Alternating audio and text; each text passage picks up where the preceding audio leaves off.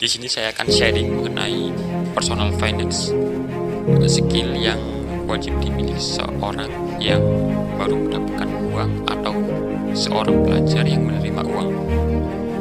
Personal finance ini menurut saya adalah skill yang sangat penting karena ini adalah fondasi dasar kita dalam mengelola keuangan. Personal finance yang baik akan membuat masa depan kita menjadi lebih baik. Jika personal finance kita buruk, maka kedepannya kita akan buruk dalam mengelola keuangan. Ini merupakan fondasi dasar dari segalanya. Kenapa ini penting? Karena finance ini seperti operating sistem hidup kita. Kamu finance hancur, gak bisa makan, tidur, finance kuat, segala hal, karena ini segala hal kedepannya itu membutuhkan uang ya.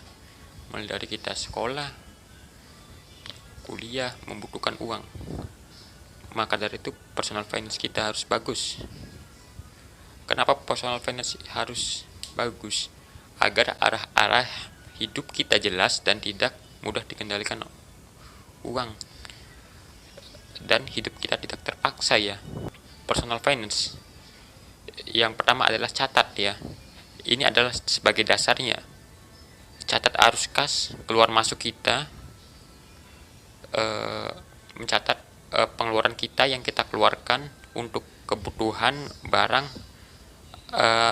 atau sebagainya. Mencatat pemasukan yang kita dapatkan dari gaji agar kita tahu ya. Ini adalah fondasi dasar dari personal finance, yaitu adalah mencatat. Bedakan antara kebutuhan dan keinginan. Kebutuhan itu adalah hal yang kita perlukan untuk menunjang hidup seperti makan, pakaian, pendidikan, biaya sekolah. Sementara keinginan adalah hal-hal yang kita tidak perlukan tapi kita masih bisa hidup, seperti liburan, beli iPhone, beli jam tangan mewah. Itu adalah keinginan yang kita semestinya tidak perlukan ya. Kita harus mengutamakan kebutuhan dan kita tidak boleh terjebak bias. Kadang ada otak impulsif dalam diri kita untuk membeli suatu keinginan, seperti misalnya kita harus liburan nih. Itu otak kita akan terus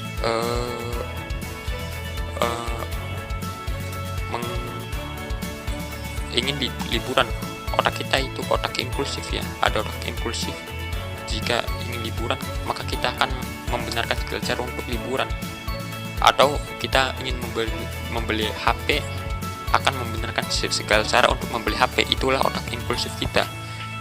Lalu bagaimana cara mengatasinya? Yang pertama adalah delay 1 minggu sebelum membeli barang.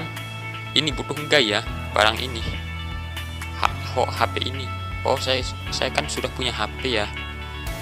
Kalau gak beli, hidup ini terganggu enggak? Misalnya beli laptop untuk kebutuhan kuliah, berarti itu termasuk kebutuhan karena menunjang tugas perkuliahan. Ini fungsi atau emosi ya. Cara beli konsumtif, beli HP harus 10 kali lipat penghasilan kita. Harga satu HP harus 10 kali lipat penghasilan kita. Ini fungsi atau emosi ya. HP ini apakah ini untuk gengsi atau emosi kita? Kita harus bisa ya mengendalikan otak impulsif kita. Kadang membenarkan segala cara untuk membeli sesuatu. Harus mengendalikan otak impulsif dalam diri kita ya. Bayar segera dan hindari kredit utang.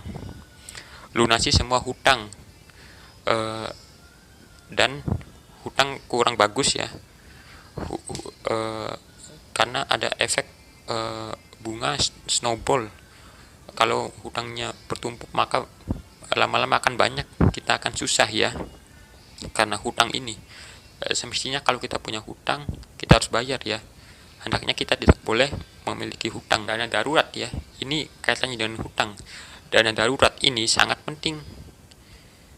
Sebelum kita berinvestasi, sebelum kita kehilangan pekerjaan atau sebagainya, harus menyiapkan dana darurat minimal 6 bulan kita hidup, atau dana darurat untuk sebelum berinvestasi saham atau kripto. Terima gajian kita sisihkan untuk tabungan, dana darurat atau investasi ya. Warren Buffett, do not save what is the left after saving, but spend what after save. Jadi kita sisihkan dulu gajian kita, jangan sisakan ya. Sisihkan gajian 5 juta misal, sisihkan berapa, 3 juta untuk investasi dan dana darurat, 2 juta untuk kebutuhan hidup. Kalau kita nggak sisihkan, maka uang tersebut akan habis tanpa kita sadari. Jadi sisihkan, bukan sisakan. Asuransi kesehatan, BPJS, kita harus mendaftarkan keluarga kita atau anak kita ke asuransi kesehatan karena sakit nggak ada yang tahu ya. Ini bertujuan untuk melindungi cash flow, dana darurat tiba-tiba agar tidak kemakan ya. Daripada dana darurat kemakan atau investasi yang habis, mending kita mendaftar asuransi kesehatan BPJS untuk amit-amit kita tiba-tiba sakit ya. Lunasi semua hutang, dan hutang kurang bagus ya, karena ada efek bunga snowball. Kalau hutangnya bertumpuk maka lama-lama akan banyak, kita akan susah ya karena hutang ini. Semestinya kalau kita punya hutang, kita harus bayar ya. Hendaknya kita tidak boleh memiliki hutang. Dana darurat ya, ini kaitannya dengan hutang. Dana darurat ini sangat penting. Sebelum kita berinvestasi, sebelum kita kehilangan pekerjaan atau sebagainya, harus menyiapkan dana darurat minimal 6 bulan kita hidup, atau dana darurat untuk sebelum berinvestasi saham atau kripto. Terima gajian, kita sisihkan untuk tabungan, dana darurat atau investasi ya. Warren Buffett, do not save what is the left after saving, but spend what after save. Jadi kita sisihkan dulu gajian kita, jangan sisakan ya. Sisihkan gajian 5 juta misal, sisihkan berapa, 3 juta untuk investasi dan dana darurat, 2 juta untuk kebutuhan hidup. Kalau kita nggak sisihkan, maka uang tersebut akan habis tanpa kita sadari. Jadi sisihkan, bukan sisakan. Asuransi kesehatan, BPJS, kita harus mendaftarkan keluarga kita atau anak kita ke asuransi kesehatan karena sakit nggak ada yang tahu ya. Ini bertujuan untuk melindungi cash flow, dana darurat tiba-tiba agar tidak kemakan ya. Daripada dana darurat kemakan atau investasi yang habis, mending kita mendaftar asuransi kesehatan BPJS untuk amit-amit kita tiba-tiba sakit ya. Kalau kita misal menjual saham yang posisi nyangkut, likuidasi jualan kesehatan, mending pakai BPJS. Ingat ya, kesehatan nomor 1, uang nomor 2. Memahami inflasi. Setiap orang memiliki inflasinya masing-masing. Seperti contohnya, dulu 50.000 bisa membeli banyak makanan kebutuhan pokok, sayur-sayuran, nasi, dan lengkap. Sekarang 50.000 hanya bisa membeli sayuran sedikit atau membeli lauk seperti chicken. Setiap orang memiliki inflasinya masing-masing.